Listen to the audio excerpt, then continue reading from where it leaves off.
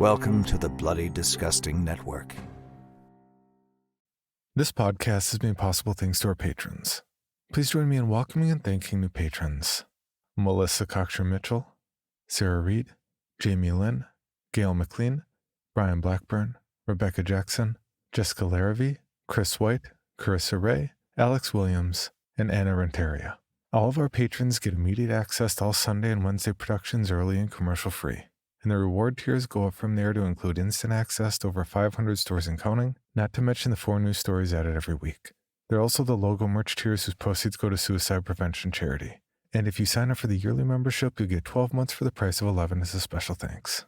To see how you can support the podcast and get rewarded, and for your rewards to have an impact on others, please check out the donation tiers at patreon.com/creepypod. Now,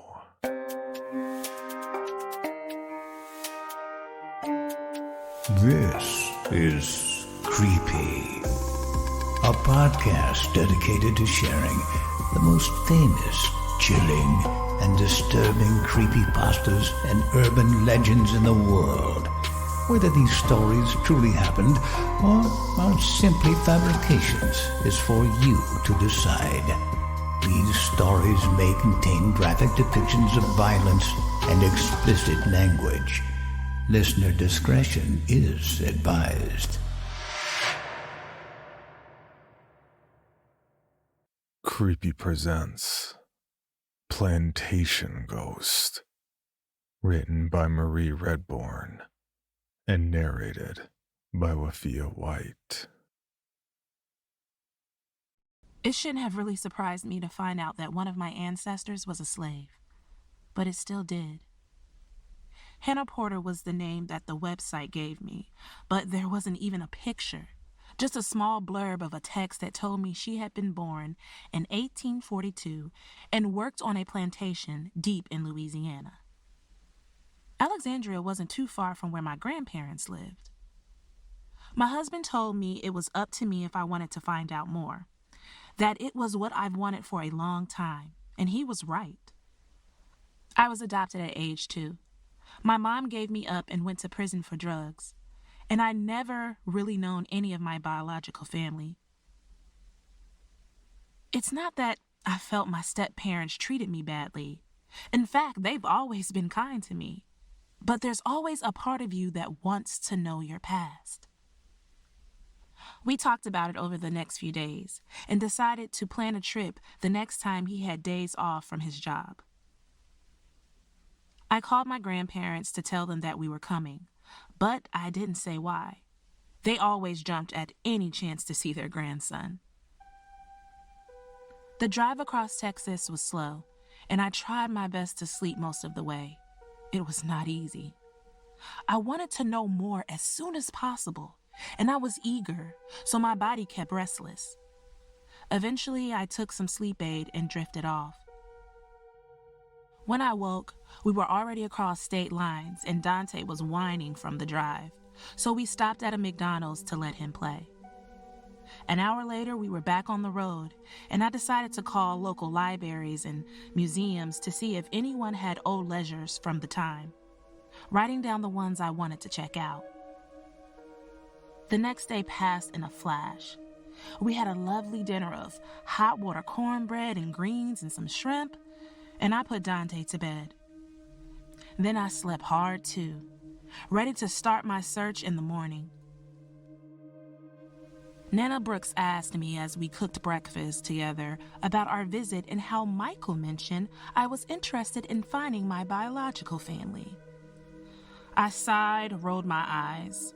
That man couldn't keep his mouth closed. She told me they were worried, of course.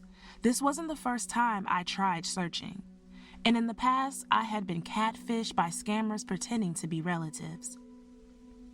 This time is different, Nana. I'm being more careful, I told her. I could tell she wanted to help, of course, but there wasn't much to offer. After they had adopted me, a lot got lost during multiple moves and even a house fire. I'll figure it out, and then we can make a new family tree, I promised her, giving her a hug. Michael and Dante spent the day with them as I ran up to one of the libraries, signing in as a guest as I checked their old genealogy records. They went back all the way to the 1700s, so it wasn't difficult to find the error. But when I looked, I found nothing related to Hannah. Instead, it looked like someone had checked that record out. I asked the clerk who was the last person to look at them. She gave me a blank stare as if I asked a stupid question, so I rephrased it. I just mean, is there a way of knowing where the record went? She smacked her gum and logged onto the system, skimming through documents before discovering that the item had not simply been checked out, it had been purchased. She explained that the Ferris estate bought the records for their ghost tour in January. Ghost tour? I asked for the info and searched it up, surprised to see that it was an old colonial plantation 23 miles out of town. Was this the same place where Hannah had once been a slave? It made my insides twist into knots as I imagined the place was now transformed into greedy exploitation again. I asked Michael if he would go the next day and convince Nana and Papa Brooks to watch Dante. The plantation was larger than I expected, at least 30 acres of land that covered the stretch of pastures where my ancestors had been forced to pick cotton. Just looking out at the fields and realizing that now they were the same as they had been in her day brought me to tears. Michael slowed down as we reached the front gate. He tried to tell me that I didn't need to go through with it, but I told him that I did. I didn't expect him to understand. I'm in an interracial relationship. This is our 3rd year of marriage, and Michael is amazing. But I think being raised white, there's just some stuff he will never get. This is definitely one of those things. Racism has been a part of our lives since day one. He told me and showed me that he will always stick by me. But this was a different type of hate. I couldn't even comprehend how anyone could ever do this to another human being. I told him that I could go alone as I grabbed my purse and marched to the front gate. The tour was about to begin. There was a small crowd nearby with lanyards, and Michael and I got in line. I could tell he was upset. I knew he hated when I stormed off, and I knew he was on my side, that he'd always been on my side. After all, it was his idea to come down here. I teared up again. I'm sorry, I told him. This is hard. And then we got inside and the tour began. It only got harder. Not because what we were seeing, the plantation was clearly a shithole that was about to cave in on itself, but because of what the guide was doing. As we moved from story to story, I began to realize everything they said was just a money-making scheme. Talks of haunting and lingering spirits, it all sounded lame as the guide took us upstairs. Just then, Michael's phone buzzed and he apologized. The guide gave him a glare and pointed towards the sign that warned no cell phones. So he stepped towards the courtyard as the group moved on. I went with them alone. The next room was the one of the slave gallows. The guide warned guests with young children against viewing it, saying, and I quote, "The evidence of what happened here to those poor people is quite nightmarish." Bit of an understatement. There were 6 or 7 bunk beds in a room, probably half the size of my basement. It was tiny, cramped, and filling me with nausea. To think Hannah and so many others here that they just wanted a better life. And then, as we reached the center of the room, I heard a voice. It was a voice I never heard before and yet immediately recognized, like something out of a dream. It left me feeling frozen, flushed, and excited all at once. And it was not coming from the guide. No. She was still droning on about how the rooms were filled with spirits of slaves that once were crammed in here. This was a lower voice, from the house itself. I turned and walked back to the upper balcony, feeling drawn to it. As I went back downstairs, it got louder. First, it was a muffle, the way you hear underwater. Then I was in the dining room, and it was sounding like a radio covered in static. Iris. My name. It knew me. And I knew it. I stepped into the library, and the voice was now so loud, I thought it was a freight train. I was expecting to see something there. I'm not sure what.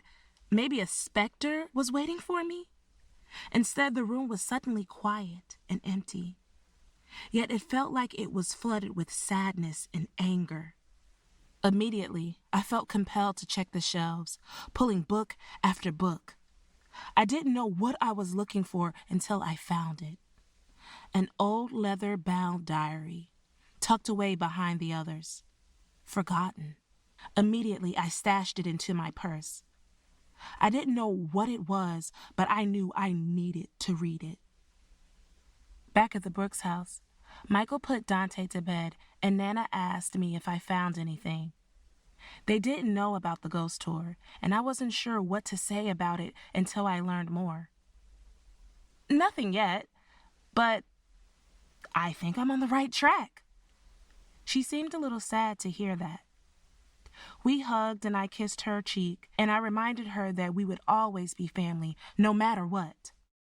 Then I squirreled myself away in the upstairs bathroom and took out the diary. I opened to a random page, or at least I think I did. What I read shocked me. Master Porter has asked me to stay in his room again. The missus is gone, and it's much bigger than in here. I know he looks at me when she's away. I think he may even have other intentions. I often forget our nights together. I think it's better that way. The others do not like that I get this special treatment. Betty has said that she thinks I flirt, and she will tell the missus. Chop off another finger they will. Or worse, wind up like William. But I can't say no. That would be a fate worse than death. Now with child on the way, I have to keep my head down. All the signs were there. This was Hannah's diary. I was compelled to keep reading, finding entry after entry of her life in the colonial prison she called home. The missus has been angry with me lately. Seems to think this child is actually the master's, but it ain't. I would never let him touch me that way. I know he wants to, and I told him if he do, then the missus will chop him to bits. Betty keeps whispering secrets into her ear, saying that I am something I'm not. I just want to have a life of my own. I can see myself with this baby living a good, long life in the northern states. Maybe one day I can get there. One entry made me pause, and I wanted to cry. Hannah described how she lost her child. God left me today. My baby has gone to heaven. I don't think God wanted us to be here, to suffer like this. Either that or God is a liar, and the devil is the one in charge. I don't know what is left of me. Nothing really. Maybe I should join my baby. I wanted so badly for a happy ending, yet I knew that wasn't possible. More depression and despair filled Hannah's thoughts as the days went on. Master says it's good my child is gone. Says that mean it wasn't his or it be strong. When he smokes and smiles, I want to tear his face off. My eyes burn. Hellfire would be too good for him. I think he knows my thoughts. I think he reads this diary. And I think the missus... A knock on the bathroom door made me jump. Michael asked if everything was okay. I put the diary away and flushed. Sorry, just a stomach bug, I answered. That night when everyone was asleep, I used my phone to find the last entry of the diary. Betty was bought by a man from Tallahassee today. Now I'm all alone. I don't think it will end well for me. I think they plan to end my life because I know what they done. My child ain't dead. They took it and gave it to Betty and told me otherwise. How was I to know? She was pregnant, same as me. But Betty threatened them, and so they sent her on her way with money and child both. My child. I want so badly to hate her, but I know she also did this to give him a better life than I could. The real devils are these white ones, taking all I love and now using me like cattle. Tonight, I take back what's mine. I tossed and turned all night, knowing the final entry likely meant the slave owners had killed Hannah. And that explained why my heritage had been lost to time. It saddened me to realize I may never learn more, or that there wasn't more to be told. I fell asleep with the diary in lap, too tired to even cry anymore for Hannah. My dreams would be my grieving. When I woke, Michael was reading the diary. He gave me a look that made me feel 10 inches tall and told me he was sure I had a perfectly good explanation for taking the diary, closing it shut and passing it back to me before adding that he hoped I could give the owner an answer when we returned this to them today. I kept quiet, head bowed and subdued as we drove back to the plantation. There were no tours that day, and Michael had called on our behalf. I was being scorned by my own husband, and it made me feel awful. Still, I kept it together as I entered the main foyer and met the current owner of the plantation, an older gray-headed gentleman. The man told me that he was glad to see the diary returned, and even went so far as to say I should be glad he didn't call the police. I didn't steal, I mumbled. He started on this tirade about how everything in the house belonged to his family for generations. My ears and skin felt like they were burning. So, then your family were slave owners, I said, looking down but feeling something inside me I hadn't felt before. He huffed at me dismissively and said nothing could change the history of what happened there, that everyone owned slaves back then. I balled my fist up. At least acknowledge what they did was wrong.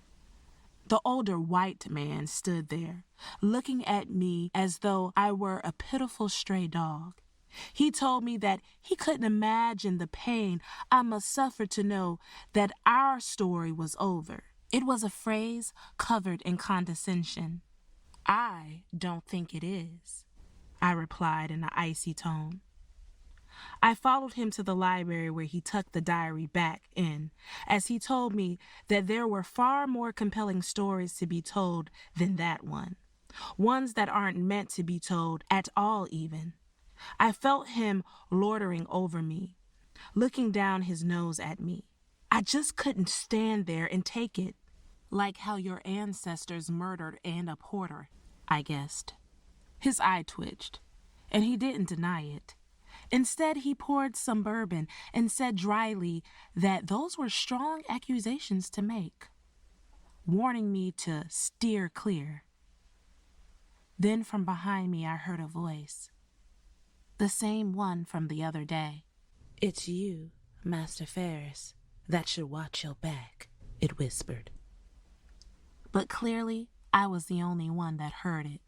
So here's what I suggest you do. Be a good girl and clean the dirt off your sandals and then leave this place and never return. Hannah Porter is no one, just like you are no one. No one around here is going to believe your wild stories. And, more importantly, no one is going to care. He huffed as he finished his drink and left the library. He gave me one last dismissive glance, remarking to me that he knew I could find the way out alone. But I wasn't focused on him at all. My eyes were trained on the mirror in the hallway, at the reflection I saw. It was not my own. I felt faint as I stared hard at the woman in the mirror and stumbled into the table, knocking Ferris' empty glass to the ground. Her eyes were sharp blue, like mine. Braided hair and black dress, bare feet with scrapes and bruises on her legs, tassels on her wrist to hide where she had been marked by her would-be owners. My blood is your blood, her voice told me. Hannah? I whispered back. Meanwhile, Ferris was looking at me the way you do when you think someone has lost it. He announced that he had changed his mind and was calling the police, telling me that I was clearly unhinged as he looked down at the broken glass. In the reflection, I saw Hannah pick up the shattered pieces. His blood killed our blood. Blood must be spilled. Justice must be meted out, Hannah told me. My face felt flushed as time seemed to slow down. She was asking me to kill this man. It would be easy enough. A slit across the neck, and he would bleed out on his pristine white carpet. But no, I shook the thought from my mind. I couldn't. Besides, I knew there was something else there, something hidden. Hannah had connected to me from beyond the grave, and I needed to know more. Wait! As he hurriedly swept up the broken glass. I'm sorry, sir. I sometimes get a bit fidgety. It was an accident, I told him. He kept looking at me as though I had lost my mind as I gathered it up and placed the shards on the table, barely noticing as I cut myself in the process. I mumbled another apology and darted out the door to where Michael had parked, trying to push away tears. What happened in there? He exclaimed when he saw the cuts on my hands. I can't explain it. I just need to hold my baby right now. It was the weight of Hannah's loss finally hitting me. The weight of losing my own heritage. Hannah had everything taken from her, and I understood that. I still felt that I didn't know my family. Something was preventing me from learning more. It made me feel helpless. I went to a dark place that night after I put Dante to bed. I kept looking at the cuts on my hands and thinking about the scrapes on Hannah's arms. I really, truly wanted to hurt Mr. Ferris. His smug expression and pompous attitude weren't based on racism. This was a deeper hatred of anyone that was different from him. Everyone was beneath him, I could tell. And because he had everything as a result, I now had nothing. Hannah's story was over. I realized as I took a shower. Just as I made a tangible connection to her, we were being separated. It wasn't right. She deserved her justice, her vengeance. I was toying with the sharp pieces of the tile in my hand as I washed myself, not even recalling how I found it in their old shower. I realized that this was all wrong. It shouldn't be this way. This voice shouldn't be suppressed. These scars needed to be seen. I thought as I began to mimic the marks on her arms, running the broken towel along my skin. I needed to feel her pain, keep that connection alive. Before I knew it, my blood was mixing with the clean water, and I felt faint. toppling into the bathtub. Grandpa was the one that found me. Using a spare key to get in the room, he carried me to his office and dried me off, giving me a warm shawl as my body shook and I was mesmerized at the fresh scars I had given myself. This didn't feel like my body was in control of itself. This was an act of something far deeper screaming inside of me to break free. Gave me quite a scare, he commented. "Where are Michael and Dante?" I whispered. He told me that they were downstairs, that they didn't need to know what happened, and offered me a warm beverage. He told me that he knew the hurt I was feeling.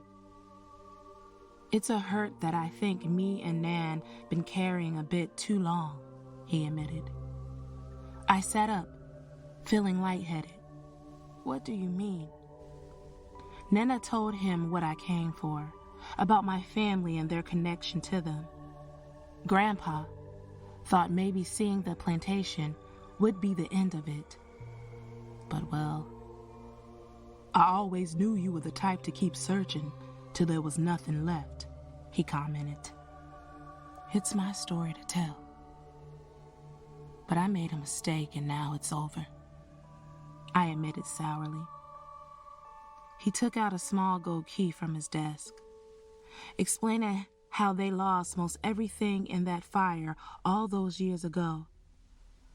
But I had best believe that Grandpa saved the most important things, especially surrounding my birth. Knew that it would need to come out in the open one day. It almost felt as though he was rambling as he passed me the key and closed his palm around mine. We have been keeping this from you too long anyhow. It's best you see this through to the end, he whispered. What is it for? I asked. Finding the truth about Hannah, maybe more. Maybe why tragedy followed the family all these generations, he suggested. There was a knock at the door, and I slipped the key into my pocket, and he held his fingers to his lips. We keep this between us. Too many times we have been in danger for saying anything else to anyone, he warned, and told me that none of us will be safe as long as that plantation is still standing. Then he opened up the door and smiled at Nana. He apologized as he offered the excuse that he was helping me look decent. Nana was ready for supper and had grown impatient. There was some tension in the air at dinner. I could tell from Michael's expression that he was ready to go home, and it hurt me more than words could convey to realize that he wasn't on my side anymore.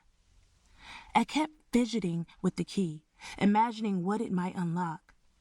An answer for what happened to Hannah's child, and to the fear that I saw in my grandpa's eyes. That night I spoke to Papa again, confused about what to do. I need to find what this opens. But I don't know how to get back to the plantation. Michael isn't speaking to me, and we have to go back home tomorrow. I feel like I missed my chance, I confided in him. This means a lot to you, he asked. More than anything, I told him.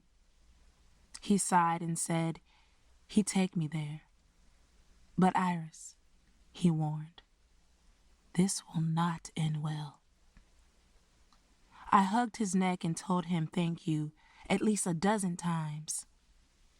The next morning, he made up an excuse about an apparent forgotten appointment to Nana and asking if I would drive him.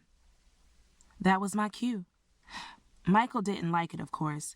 Taking another day off work wasn't something he had planned, but he relented. I sincerely hoped this would be the only time I ever had to lie to him. A half an hour later, Papa and I were on our way to the plantation. What did you mean the other night about our family not being safe? I asked as we got close to the gate. He was trying to ignore the question, so I pulled the car over and demanded an answer. Grandpa, if there is something you aren't telling me, now is the time, I insisted. He looked towards the cotton fields, his eyes filled with sadness. The fire was no accident, he told me. The Ferris family retaliated against us, and we had to hide. They burned your houses? I asked in disgust. His response shocked me. He told me that they did that themselves to protect me. It was me that they had taken, trying to control our family like they did all those years ago. They took me. But why? After Hannah died, there was nothing to prove that our family was connected to theirs, I said. He said he wished that were true, but their taste for hate didn't end just 'cause Hannah was gone. And the key I now had would probably tell me the rest of the story. We parked a short while later, joining the tour guide as we explored the empty manor. My mind was buzzing with questions as I listened for Hannah, hoping she would tell me where to go. The master bedroom, I realized. The answers were there. I grabbed Grandpa's hand and we managed to sneak away from the crowd, entering the room. Search everywhere. It's here, I told him. He was worried that Ferris would find us, his eyes full of fear, a deep kind of fear. Just as he finished giving his warning, I pulled an old trunk from behind the headboard. It looked like it had been tucked away for at least 100 years. That's when I heard Hannah's voice plead for me to open it. I took out the key as I told Grandpa to watch the door.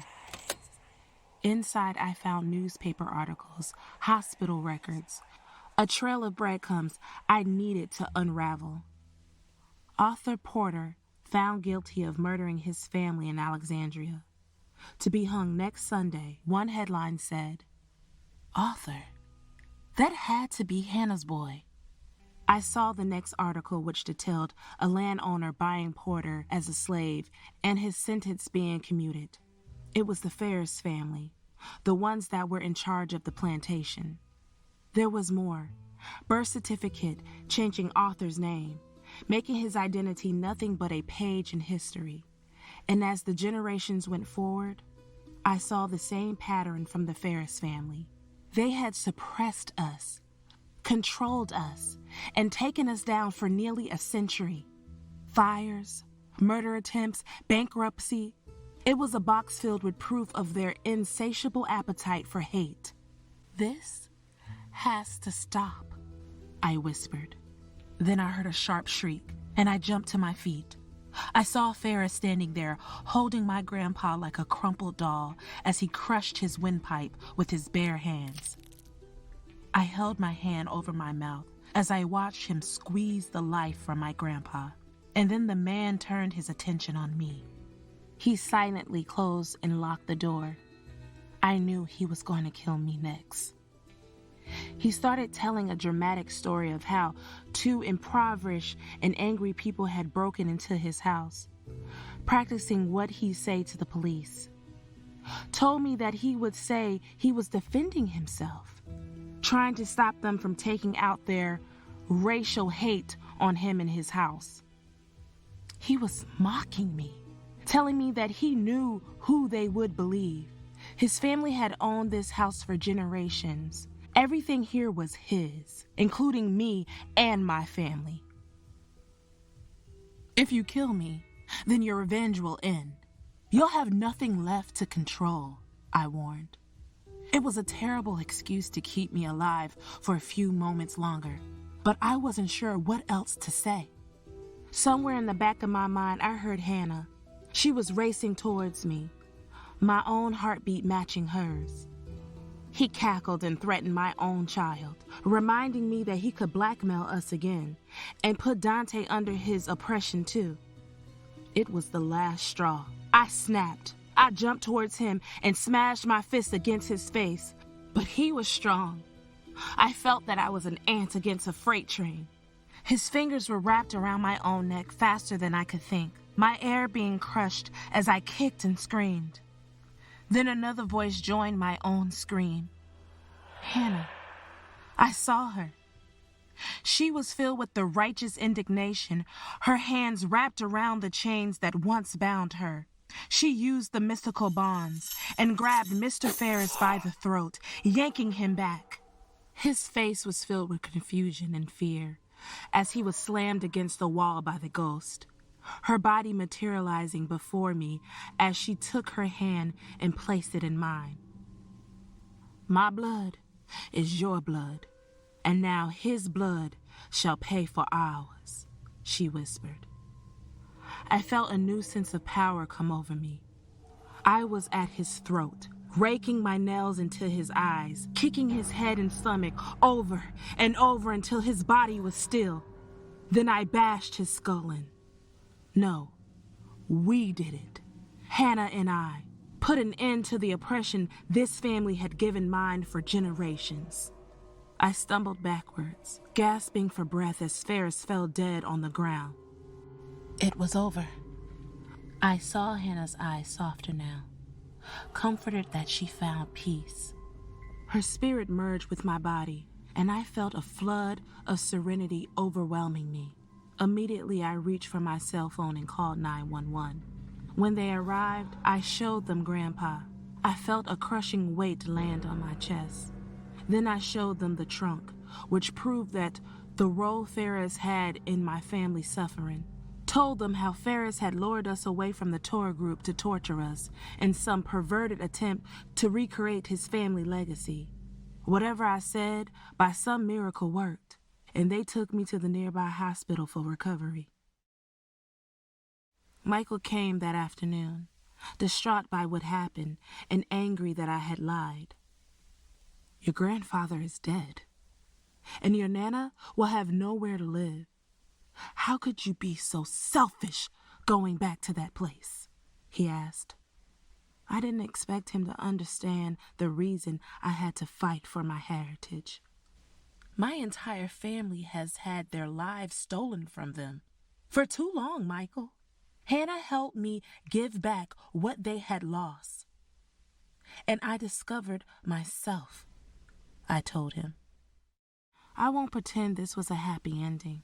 We became estranged not long after, and I don't see my son as often as I would like. But we are working through this, and I am now stronger than I was before. I know I can't go back to the life I had, the lies that the Ferris told about my family. Now Hannah's voice is strong within me, and I can finish her story. My heritage can be rich again. Now I hope the future is a free one. For your bonus episode, Creepy Presents Trapped, written by Keegan O'Connor. My downhill spiral started about 3 weeks ago. Was it weeks? Could it have been weeks? No, that's not possible. Maybe it is. Either way, it was a while ago before I got stuck here. I was simply minding my business one day. I was sitting on my couch, slouching deeply into it in a deep, comfortable trance, staring at the TV as my mind went slowly numb to distress from my job, life, family, everything, until that damn phone began to ring. But God, do I miss my phone now. I picked it up, breaking me from my trance. It was work, per usual. I sighed heavily before regrettably asking, "Hello?" My boss answered, "Hey, we need you to cover a shift now. Can you do it?" Well, that's my boss for you. Short, sweet, right to the point, borderline rude. He spoke in a way that said, "Hey, how are you?" Seemed like too much of an ask. I responded in a groggy tone, "Sure." before I could finish that thought, not even a letter coming out of my mouth, he hung up the phone. I sighed before reluctantly getting up off my couch. I trudged over to my shower and turned it on and get ready for work. Pretty normal routine, right? The next part is what messed me up. I got on my uniform of a black collared shirt and jeans. I wore boots, which are now my saving grace. I walked out of my apartment and went to the elevator, hoping to ignore any of my neighbors. I opened the door to the elevator and stepped in. The cheesy jazz elevator music started playing, but then stopped. Almost immediately, the noise in the elevator stopped. It was super quiet. The silence was deafening before the doors opened again. Except it wasn't my apartment complex. It seemed like an area that was familiar and unfamiliar at the same time. Comfortable and uncomfortable, bold and calm. It seemed like open rooms all attached to each other. They had bland yellow wallpaper reaching around each room. It looked old and some parts looked new. It screamed a red flag at me, but I made the horrible mistake of getting off the elevator to check it out. I stepped onto the carpet and made a wet squish under my boot. The carpet was moist. It was gray and moist. The luminescent lights above me hummed obnoxiously loud, but it was quiet enough to almost ignore. It seemed the equivalent of someone whisper screaming at you. But I immediately had a gut feeling that something was wrong. I turned around to get on the elevator, but it was gone. It was there 2 seconds ago, but then it was gone. It wasn't possible. I slammed my hand against the wall, hoping to feel for a door, but it felt pointless. I knew I just needed to find an exit. So I began to walk, the carpet constantly making a squish sound everywhere I stepped. It sounded as if I was walking on grapes. The place seemed weird. It was quiet except for that humming noise. I yelled out, "Hello? Anyone there? I'm looking for a way out." The words that came out of my mouth echoed. I got no response, just the hum of the lights. I began walking around. It felt strange. The rooms were all the same except for some had a different wallpaper, still yellow but a different pattern. I felt paranoid turning the corner of each room waiting for some malevolent surprise waiting for me. I checked my watch and nothing. It wasn't moving. I tried shaking it and slapping my hand against it, but nothing worked. It stood frozen. I thought maybe the batteries were dead. So I kept walking. As I took each moist, squishing step, I felt watched, like a pair of eyes following me each step I took. I hated it.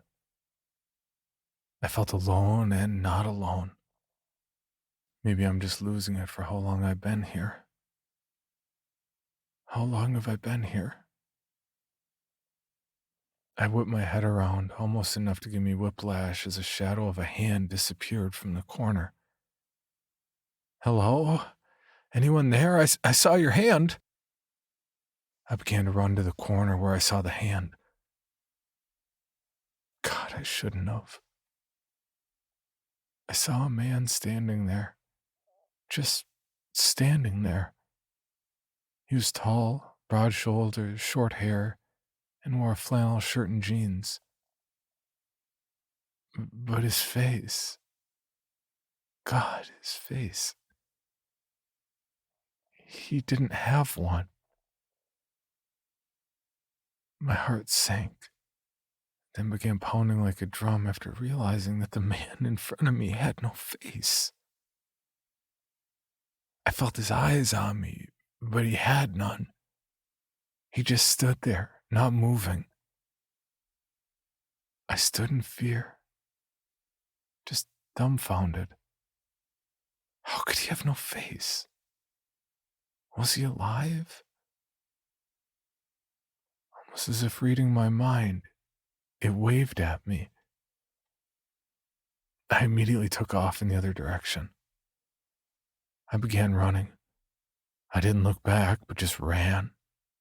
I ran past the same walls over and over again, twisting and turning through different rooms. I was running till I ran out of breath. I couldn't let that thing find me.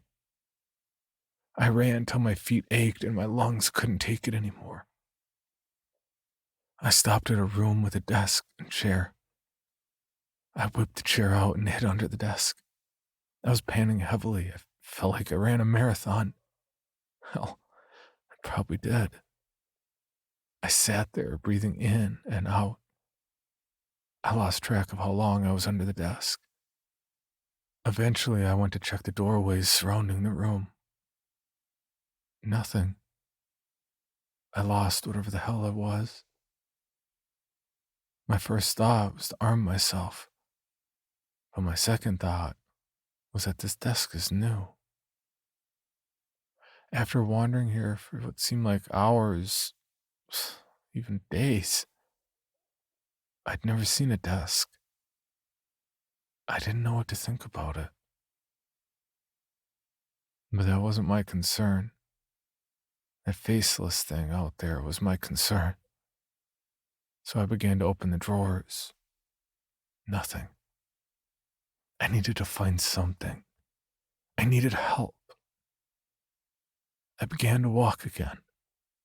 The fear of being watched raced through my mind, with my body being on high alert. My paranoia skyrocketed, and I began to fear turning the corners. I can't tell how long it's been. It feels like I've been wandering around for days. But I don't feel hungry. I don't feel thirsty. I just feel scared. The shadows seem to extend longer and further in front of me. I haven't seen that faceless man in a while. I feel like I need something to break this crippling loneliness. So I keep walking in this hellish state. After a while, I eventually heard footsteps pounding against the moist carpet. I turned around to see something. A black silhouette looked like a child on all fours, but the arms bent backwards. It had long, shaggy black hair. It had bright red eyes, and it growled low and ferociously at me. It seemed more animal than human. I stared at it, unmoving. I felt the same as when I first encountered the faceless man. How long ago did I see him again? Never mind, it doesn't matter. The beast kept growling at me. I slowly walked to the door for it to snarl at me as I stepped closer to the next room. As soon as I got close enough, I ran through the door. I heard it running after me. I underestimated the beast's speed. It was catching up to me, and fast. I began to run, and kept running through endless doors. Anytime I turned around, I saw the beast chasing me. It growled hungrily at me. I couldn't keep running. I needed to stop. My body couldn't take it anymore. I felt exhausted. I turned around to see the beast a foot away from my legs. In a fight or flight motion, I turned and kicked the beast in its face. It in turn grabbed onto my boot. It began shaking my leg, causing me to drop to the carpet. I began shaking my boot, but I couldn't pull away. The beast's jaw was a vice grip. I began untying my boot in hopes of getting away. I stumbled trying to untie it with the little strength I had compared to this beast. I finally managed to untie my boot and get free. I began to run, but I heard no footsteps. I turned around and the beast vanished, along with my boot. My sock was now damp from walking on the moist carpet. God, I hate that feeling. I began to wander more in these deep rooms. I kept looking into the rooms. And eventually, the rooms became more dilapidated. They seemed to rot. The yellow wallpaper became more and more torn, revealing solid wood behind it. And then the wood began to look more rotted than the wallpaper. Some lights were suddenly broken and shattered glass on the floor. I stepped with my one boot, avoiding the glass with my uncovered foot. The lighting became darker and darker, almost dark enough that I couldn't see where I was stepping.